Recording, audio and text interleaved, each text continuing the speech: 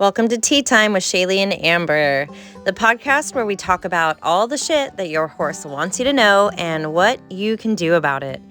Amber is a horse trainer and a personal results coach, certified in Theta and somatic breathwork. Shaylee is an animal communicator who also teaches communication.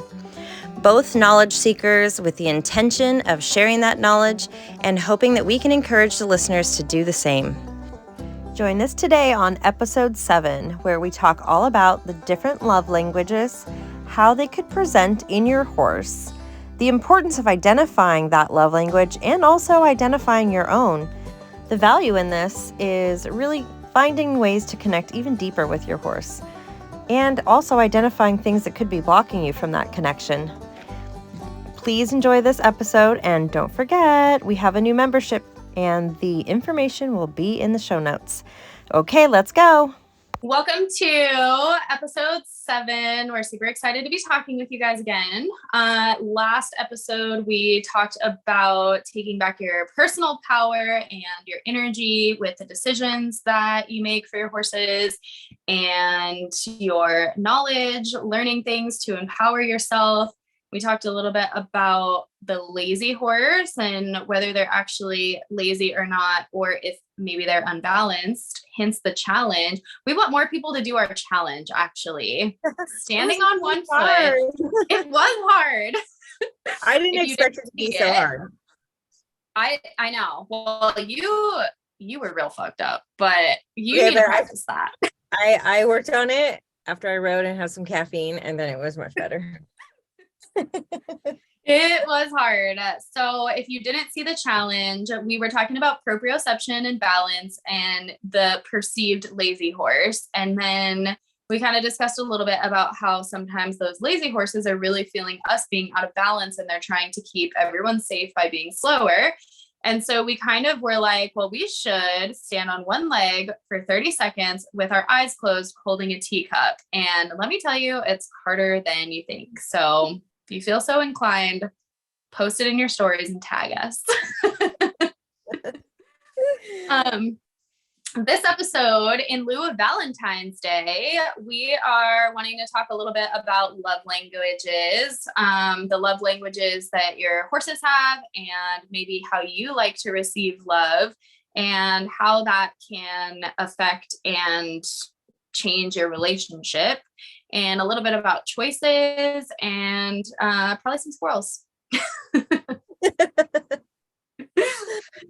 So I guess the first thing is like, what are the love languages? So I actually had to Google all of them because I couldn't remember like what some of them, like I always forget the gifts is one because I'm not like a gift giver and I don't care that much about gifts. Mm-hmm. So I'm like, oh yeah, that totally is one.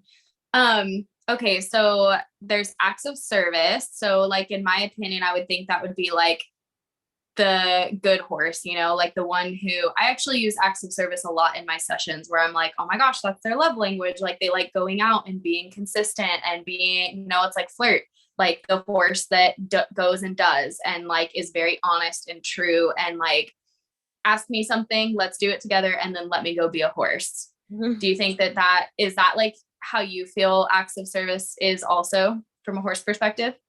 Yeah. And I was actually thinking about it this morning, doing your meditation, and the message that he gave me, because I knew we were going to be recording this, was so interesting because of course it was aligned where I was like, what is the way that you want to receive and experience love? And it was like, I just want to go do the things and then be done.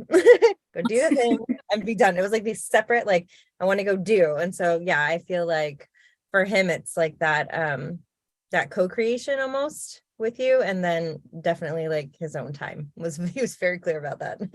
Yeah, that's awesome. I really feel like those are like the acts of service horses where they're just kind of, they really value being a horse. They value their turnout time, but they also want to show up and do a good job and, you know, be praised for that. And then we have physical affection. So that's the nosy horse, the one that wants to touch everything and be touched and be scratched and push into everything. And it's so funny because obviously, like when you start thinking about these things, like you identify your own horses. And I'm like, man, I am not a physical affection person. Like that's not always how I want to receive love.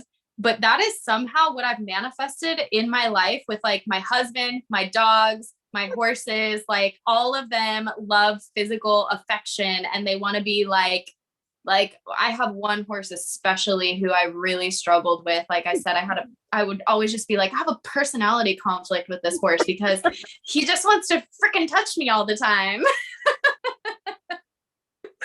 So annoying and nosy and stuff. And so, but in realizing that and knowing that that is his love language and mine is not, we've kind of come to a compromise where I'm like, okay, I know this horse is going to want his ass scratched or he's going to want his ears messed with or whatever. And so now I'm just like taking the wobble out, as you say. And when I go get him, I just freaking scratch him for 5 minutes first. And then I'm like, okay, that's your compromise. That's enough for him. And then we can get on with our time together. But it's kind of funny how like for a long time I swam upstream and like pushed against that and was just like, don't touch me. I would just not choose him. You know, I would just be like, you can just stay in the field. I'm not going to choose you today. Don't really want to deal with your pushiness. When in reality, all it took now is like me scratching his head for like 5 minutes. And then he's totally willing to do whatever we want to do together. So How do you feel about the physical affection? I was thinking about this yesterday, obviously. And when I was interacting with each of my horses, I was just really looking at that. And my mare Clover is super, that's her, like, because when you put your hand, she just will like close your eyes and just like hold me. So she's not pushy. But the interesting thing is that she's so sensitive to touch. So when you brush her, you have to be super present. You have to be, it's like she doesn't like it too light. She doesn't like it too heavy. It's like you have to be very present and very certain about how you're brushing her. But I was like, it's interesting because if that's her mode of wanting to receive love, also it's like there's a heightened sensitivity around touch at the same time. So it was really interesting and kind of like fascinating to be like, oh, hold on, I see that. So yeah, I totally feel like that resonates.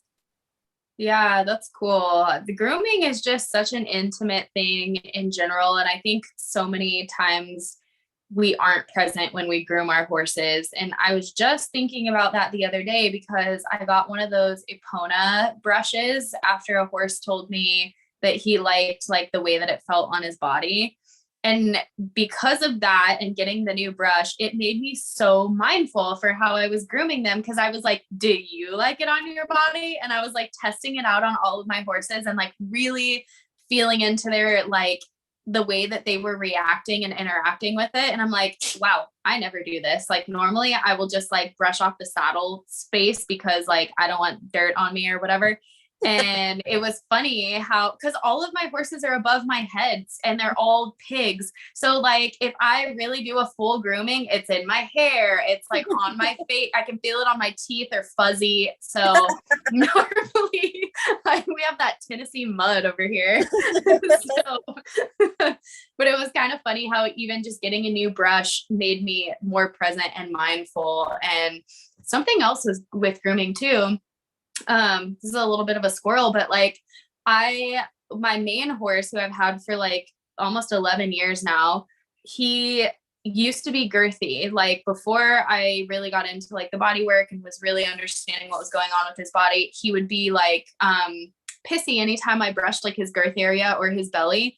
And it's funny how he has not been like that for a few years now, yet every single time I go to brush him, I get all stiff and I'm like hesitant to brush that area. And I'm like, why am I bringing this energy to this? Like, how is this still a thing for me? But yeah, grooming is a big area of contention in my sessions. And what's interesting to me is no horse has the same answer. It is always something unique to like their experience with their person. It's not like this horse doesn't like it's not, sometimes it could be static, sometimes it could be the brush texture or the speed or the energy. It's like never the same thing for any two horses. It's so funny.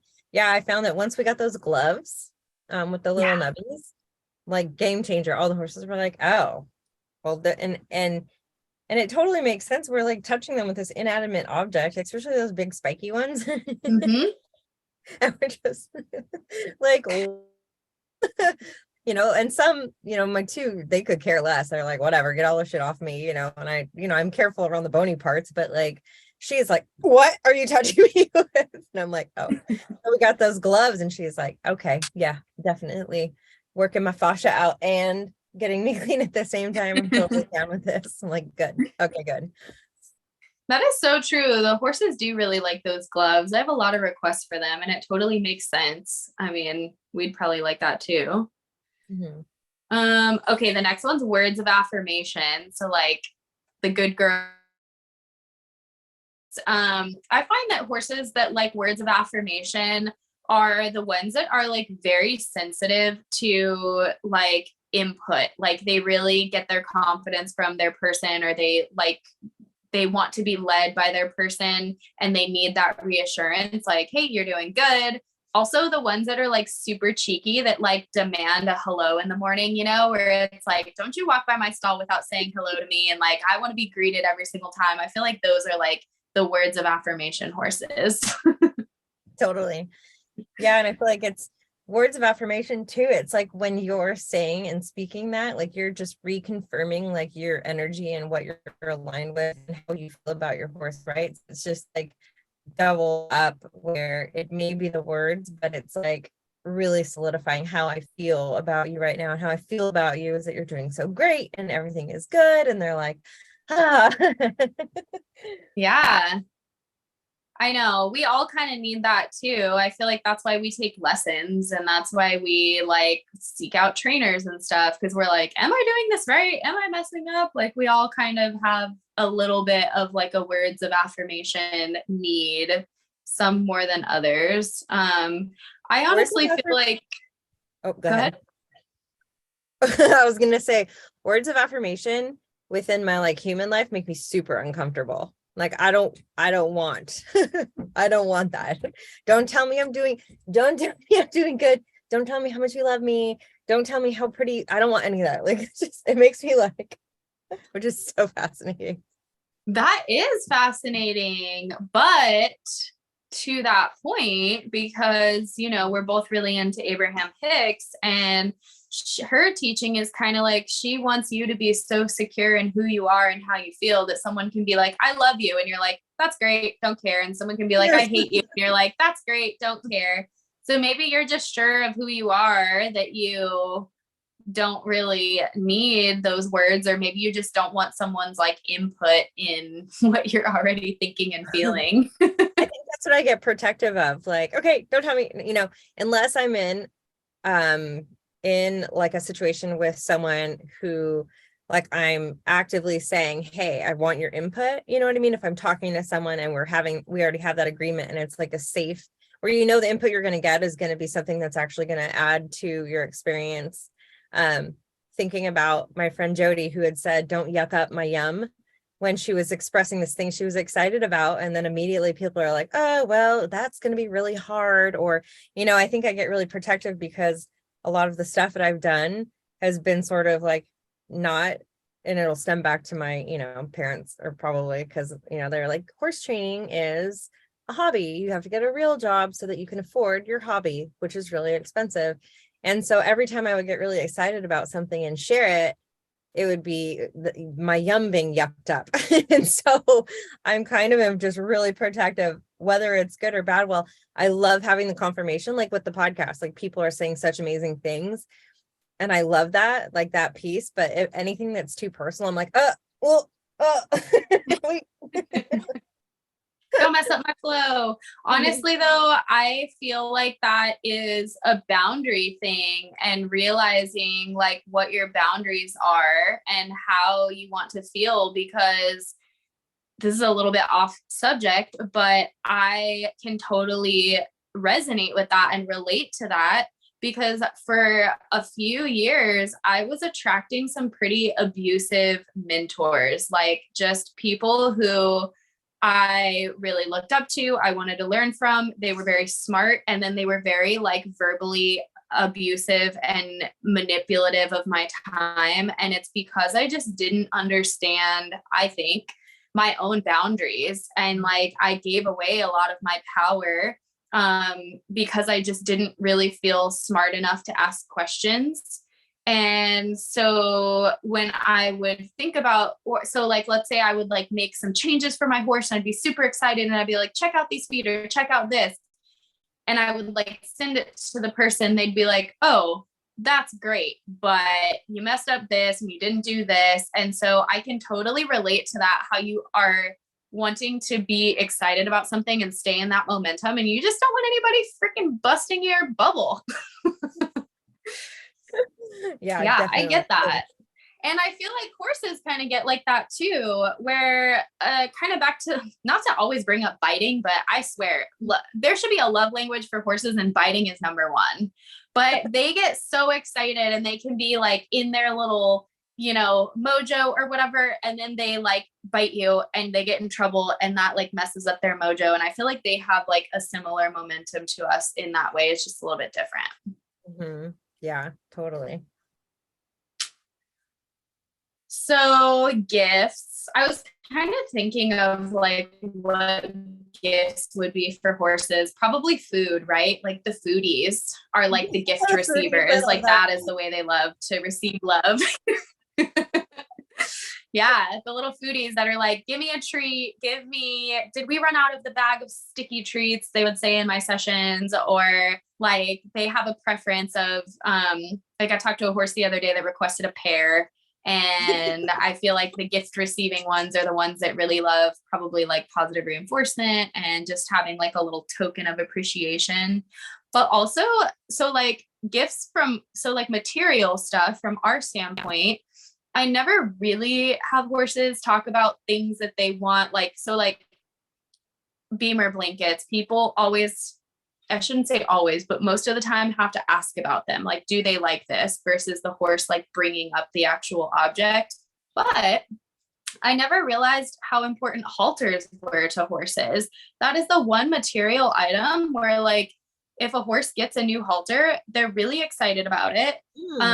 They care about how it fits. They care about how it looks. Like they can usually show me a color and the details of it. And like this week I talked to 2 horses with new halters. They both knew the color. They both talked about, one actually said, did my halter shrink? Like something's wrong with my halter. And the lady was like, oh my gosh, that was going to be one of my questions because he won't let me halter him right now.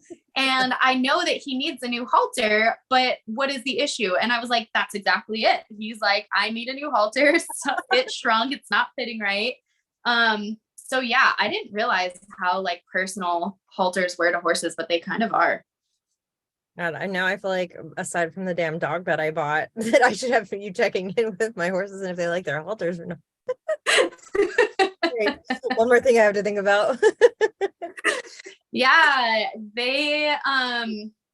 a lot of horses have different preferences. Like some of them like the leather ones, some of them like the nylon ones. I talked to a horse this week that was like, oh my gosh, we have to talk about my new halter. It's the best. And she sent me a picture of it. And it was one of those like Rambo fleece lined ones. It was like super puffy and fluffy and stuff. So yeah, it's kind of funny how so I guess the foodies and the horses that value their halters are like the gift receiving horses.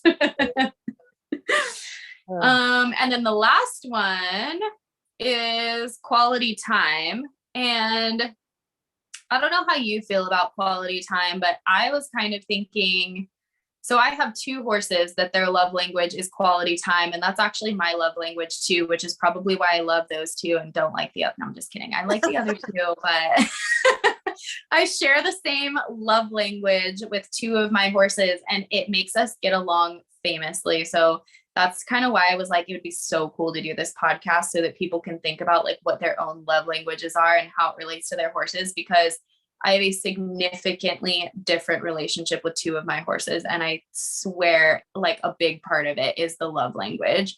And so like for quality of time, those 2 horses for me like to be hand grazed and ridden or whatever. Like we spend time together, but I don't do a lot of like, they're like, pet me with your eyes. Like you can hang out with me, but be in your own little bubble. I'm here, you're there. We don't have to be interacting all the time. You don't even have to be thinking about me. You can be on your phone, do whatever you want. Like let's coexist together and do something fun, but like, don't be codependent and all up in my business. That is how I feel like quality of time can sometimes be.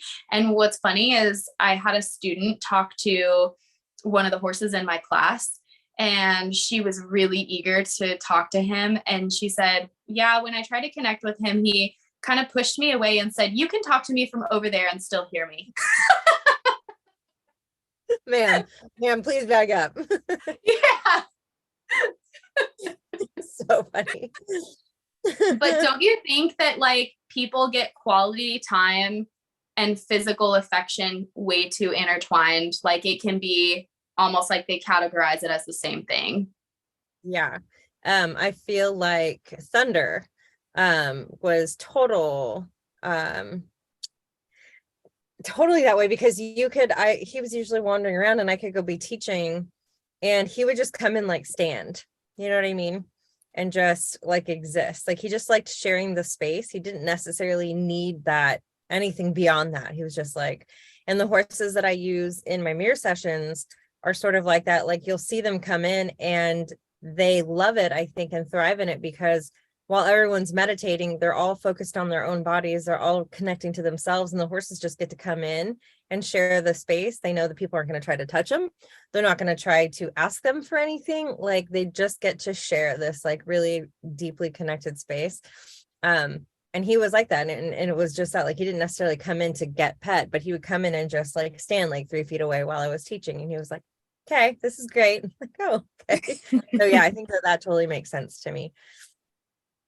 Yeah. And that is like, I think from an animal communicator perspective that I kind of want to like drive home is that physical affection and quality time are like 2 different things. And if you know your horse doesn't like physical affection, like don't force it on them. Cause like that goes back to like boundaries and choices, right? And we've talked about this before, where it's kind of funny how if we were to offer an apple to our horse and they were like, ew, no, that's disgusting, we'd be like, oh, really? I thought you'd really like this, but you don't want it. That's okay. We wouldn't be like, eat the apple and then bring it like every single day for like 2 weeks and be like, how about now? Do you like this apple now? How about now? How about now? But if it's something that we want to do with them, like kiss them on the face or ride them or trailer them or whatever, we don't allow them that choice for whatever reason. We're like, what do you mean you don't want to be kissed? What do you mean you don't want to get on the trailer or put on your halter? Like, this is freaking happening. And then we like pester them until they give in. And that is like such a boundary. I feel like physical touch is definitely a human love language, but also some of us just kind of need to, this is why I think learning their love language is important, because if you do not understand the love language, you could be unintentionally crossing their boundaries all the time, you know? For sure. And then knowing your own, right? And if you're aware, oh, my thing is physical touch. And I know for sure every time I touch my horse, he's like, maybe, just maybe I could find a middle ground. So, yeah, so I think that's so good. Identifying what you think your dominant love language is, and then identifying what your horse is, and kind of explore the different ways where that would either work for you or, you know, work in a way where you might have to look at things closer and compromise a little bit. Yeah.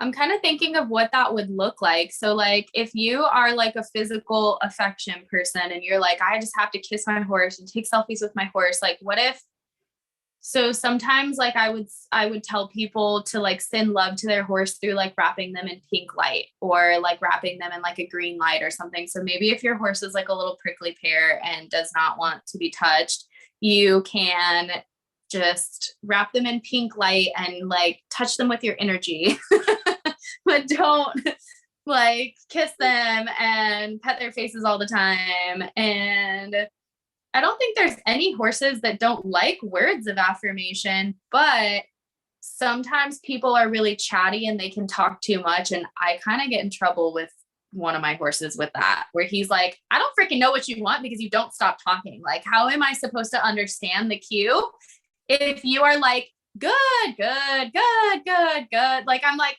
for every little step. So for horses that get a little confused, maybe those are the chatty Cathys that need to chill it out a little. Yeah. Talk to them with your energy. Yeah, definitely.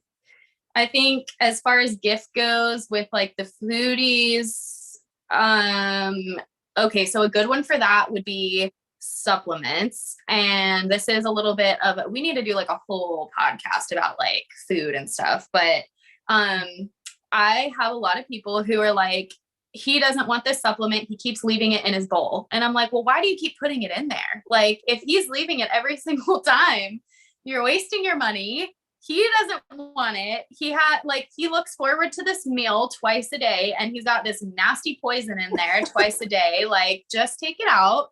I feel like we don't give them enough credit for what they know their bodies need. So yeah, if your horse is not eating a supplement, take it out, man. Like why is it still in there? I feel like my horses don't love psyllium. Two in particular, like Bam Bam is like, no, thank you. And I'm like, we live on sand. Like sand is our soil here. There is no anything but sand. And I test their poop like, every couple months just to make sure to see how much is it. And there's always sand. So I'm like, you have to eat this. So it was like this matter of what is necessary and what isn't, what clears, what can their body naturally do? You know what I mean? In those situations, right? Like if he's saying, I don't need that, I don't like the way it tastes, no, thank you. But it's like, but I feel like you might actually need it. Do we just say no? Okay, he doesn't need it. He knows what he needs and his body will take care of it. Is that? Or that's where kind of like your human mind comes into play and you're like, all right, what else is comparable to psyllium that can, remove sand like that? Chia seeds. So maybe you can wet some chia seeds and put those in his food and he will be more open to that. Oh, okay, good. We'll try that. Yeah. Yeah, because I feel like there's always an alternative. And honestly, it could be like, we could spend forever talking about this, but like every food has an energetic. So like psyllium, is probably like more moist. I actually don't know that much about psyllium other than like, I know that if you wet it, it gels up and like, it really is good for that sort of thing, like a lot of fiber. So I would assume it's like more moist in nature and maybe he's already like a little bit moist and that's what he doesn't want. Or I talked to a horse the other day. What was he eating? There was some sort of, well, she called it kitty litter. So just that I was like, oh, but she was like, it looks like kitty litter. And the horse said that when he eats it, that it chalks up in his mouth. Like he didn't like, it was like a texture thing that he didn't like. So sometimes it could be that too, but yeah, maybe try chia seeds for him specifically, just cause that's like a comparable thing. Experimental time. Yeah. And then quality time. Well, if you don't like spending quality time with your horse, then I think you're in the wrong space. Everybody should be spending quality time. I was gonna say, like, what could you do if you're not someone who likes quality time, but like, oh, well, Get a bicycle. yeah, because there are people who come to the barn and just get on and ride and then leave without the quality time. And I think it's important to note that, like, if you do want a deeper bond with your horse, like getting on, like just going and seeing them and getting on them and asking them to do things for you and then leaving is not necessarily going to strengthen that bond. And quality time is something that I feel like every horse wants and asks for. And I actually talked to one today that the person was like, what's his obsession with the tractor? And why is he always coming over to the tractor? And he was like, well, that's my quality time with you. I know you're going to stop. I know you're going to pet me. Like, this is the time I have with you. And come to find out, she's like going to school to get her certification. She has like 40 horses to take care of. She does it all by herself. Like, it's this whole thing. And he's like, I know that when you're on the tractor, you don't want to run me over. So you stop and you pet me for 5 minutes and that's our quality time. And I thought that was so interesting. So horses really do value that quality time. And I think it's up to people to really like take responsibility for that. Yeah. And I always tell people, like, I look at it like a little pie chart, you know what I mean? I'm like, in a healthy relationship, there's like a quarter of the time spent doing your own thing, quarter of the time spent them doing their own thing, and then the other quarter is like you doing what they want to do with them, and then, you know, doing something that might lean into the direction of what you want to do with them. And I was like, and if you can like keep their time at least in a place where they have friends or they have something that like they can actually feel good about. I was like, that's how you want a relationship to be. You know what I mean? You don't want a one-sided relationship, and you shouldn't want that with your horse. And you probably would be listening to this podcast if that's how you are. So yeah. Yeah, so true. Yeah, that's where compromise comes in, and just doing that inner work. And speaking of inner work, so this sort of ties in, but it's a little squirrel.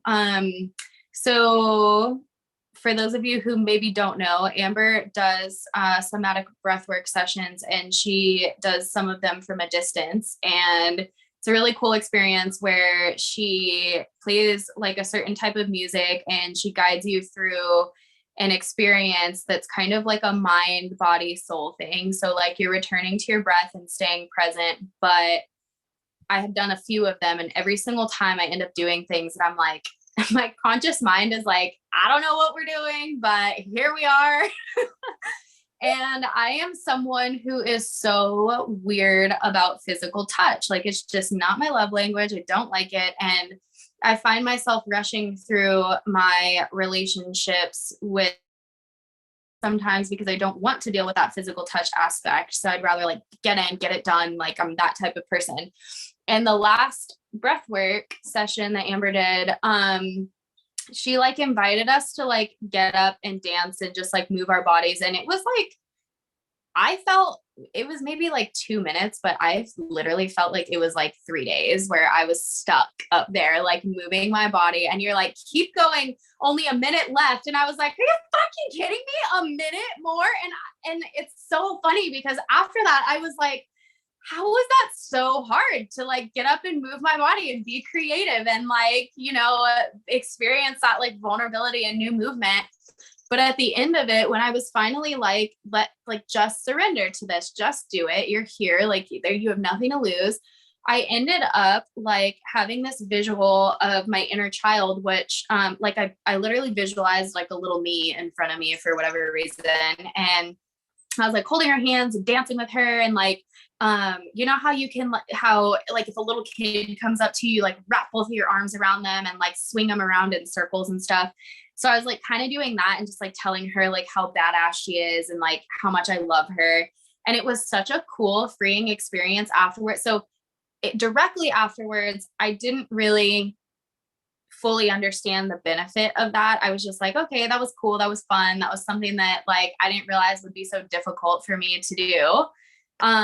But then after that, I found myself being like 2 days later, I was scratching all of my horses at like 9 p.m. out in their fields. And I'm like, what am I doing out here? Like, I never do this. And then I was cuddling with my dogs and just like feeling very like affectionate and happy. And I was like, it's that freaking breath work. And I felt so light after it. And I think it's because I just recognized like that I do have that inner child who like wants to be realized. But the way that I grew up, I feel like I grew up very fast. I like became an adult very quickly. I was always mature before my age, you know, like everybody told me that. I never hung out with kids and stuff like that. And it was super interesting how just doing that breathwork thing like gave me the, I don't know, ability to be more affectionate on like a subconscious level that I like didn't even recognize until a few days later. I was like, wait a second, what is going on with me? Well, yeah, and it's because that's the whole love language thing really goes back to like what you associate with how you grew up. Like there wasn't any that I can even remember. And I was thinking about this yesterday too. Yesterday was a busy day internally where I didn't get physical touch. There was no there wasn't a lot of hugging. And I even had this memory. It's probably because I did the people that I got certified through do a breath work and I did it. And so of course, 2 days later, I'm like, where I had a specific, and I was thinking about love language too. I had a specific time where I fell off my horse. And usually it was like back in the day where people were allowed to just drop their children off and then drive away, and you just ran feral at the barn all day. And I had fallen off and I had actually got pretty hurt. And I called my mom at work. And I think that in my head, I really wanted her to show up at the barn and be like, oh, are you okay? And I talked about this actually in my masterclass call that I did, where the responsibility of me being okay all the time was put on me to take care of my mom or take care of whoever else. Right. And so I remember specifically yesterday that call and remembering how halfway through I had to be like, oh, actually, I'm fine. It's no big deal. I'm okay. Like, yeah, I fell off and don't worry about it. Stay at work. But acts of service is my thing. And so I was like, why was that so impactful? Because I just wanted someone to show up and be like, oh shit, are you okay?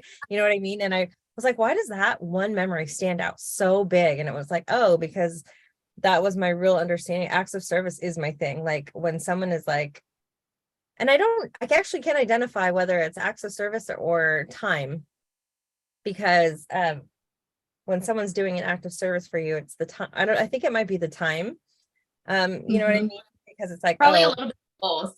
yeah. And it's like, if you're willing to cancel something for me when something is happening, it's like, oh gosh, right. Like that means so much, but it really does feed into tapping into what did you need as a child, you know what I mean? And what you didn't get. And when you do that somatic experiencing, it's like when you wake up those parts of your body that are holding that you're not even aware is being held, all of a sudden you're just like clearing shit that like, I don't need to not expect touch. You know what I mean? I'm not going to get it anyways. That's not something I need. When in reality, even you were saying, all the horses like at some level, it's just like how much. And where I think people are the same way, the connection and, we want that. But if it wasn't something you received or you were disappointed around not receiving it or whatever, you just learned to, oh, that's not something I need. I don't need that. That's all right. I don't need that anyways. When it was like, well, maybe I did at some point and I didn't get it. And my body just, so when you do that experiencing, it's like, when the moment when you surrender to it and you're like, okay, I'm just going to like move, even though I remember somebody telling me when I first started that she's like, I think I was twerking. And I was like, it was like an older lady. And so it was super funny because just the way that she had said it. And it was just like, I think that's what my body was doing. But like your body has all these like stuff like locked in, right? And then when you just access it, and you're like, how does this want to express? And all of a sudden it just clears it without you even having to really think too much about it. And so you have all these like crazy experiences that like, yeah, a couple of days later, you're like, oh shit. You don't have to always think and process and get through. So yeah, I'm glad that you have that experience. Yeah, that's actually really crazy because I married someone who he likes to give love through acts of service and through quality of time. And that's how I like to receive love also. And also how I give love. And, wow, you really just like piece something together for me because I do have kind of like I never considered it a traumatic memory, but I had like a extremely similar scenario where I got kicked in the head. Like I was maybe like 11 or 12 and I was like running around with my horse. We like jumped a crossrail together and he got all excited and like kicked up and kicked me in the head significantly enough to where it like spun me around a few times. And then I like landed in the dirt and I like had to like get my bearings, but it didn't knock me out. And my mom came to pick me up later. And I still remember being like, Mom, feel my forehead. It feels like a Stretch Armstrong. Like there's like sand in it. It's crazy. And she like stayed looking at her phone and like felt it sideways on my head. And then I was like, do you think it's fine? Like, am I good? And she was like, yeah, I'm sure you're good. And like, just, stayed doing what she was doing. And then we never revisited it. And I was like, yeah, you're right. I'm fine. Like, I don't need to talk about it. I like wanted her to be concerned at the time, I think. So like very similar. And maybe that's why that memory stuck with me and why, because then when I saw my little inner child, I was like, oh, what do you want, you vulnerable little thing? What are you doing here? What are you doing here, you little pipsqueak? Thought I grew out of you. Oh, so funny. Wow, what a great realization. That makes so much sense. I had no, like, I did not think that that could be tied into love language or something that I didn't receive based on how I like to receive love. Wow. I think a lot of people are going to get some good information from that. Yeah, it was just something that like dropped when I was like really going through, because I didn't read the book, but I've talked enough about it, right, with people and stuff, where I was like, Yeah. I wonder how that correlates. And I was thinking about Clover and how, like I was saying, her thing is physical touch, but it's like she's so sensitive to everything. So it's like an interesting, like, I wonder how that ties into, how our acts or how our love languages are even created. Like, where does that even come from? You know what I mean? We're just born that way, or is it something from, born from something else? And I was like, let me think about this. And so I'm just driving in traffic, like, that's where my downloads come, when I'm just sitting in my car. And I was like, oh, interesting. So yeah, something to kind of think about is like, is that something that I made okay or not okay, or was, something that I was deprived of, or, or it was made to be, there was judgment around it, that's the kind of stuff that I feel like when you start to look at that, you can open up to a more expansive way of being, right? So being able to access understanding that the touch, right, for you. And it was like, well, it doesn't necessarily have to become my dominant love language, but I can definitely interact at a more expansive way with an animal or a person that has that as their dominant love language. You know what I mean? And then the compromise and the place that you can meet in the middle can be much more accessible than, nope, that's not mine. You stay over there. Well, thank you. No, thank That's literally me. Back, you savage. Wow, what a great episode. I think are you good with ending with that? Yeah, that was Yeah, good. I felt that was good. Maybe we can just end with understanding, really truly understanding who our horses are and who we are. And obviously, like, we as people all the time are like, well, I'm not going to change, or like, like, we expect others to understand who we are and to not, what do I want to say? I want to say, like, not try to change us, but like, we sometimes will try to change who our horses are, or we try to make them be something that they're not, whether it's intentionally or non-intentionally. So just maybe the intention of this episode is to look into that and really truly understand who you are and what your boundaries are and who your horse is and what their boundaries are, and their receiving love, and not trying to change that, just accepting that and figuring out how to move forward and compromise. Yeah. And I think having the homework or the groundwork be identify, what your love language is, and then what your horse's love language is, and share it with us. You know what I mean? Yeah. I think that sounds fun. Super fun.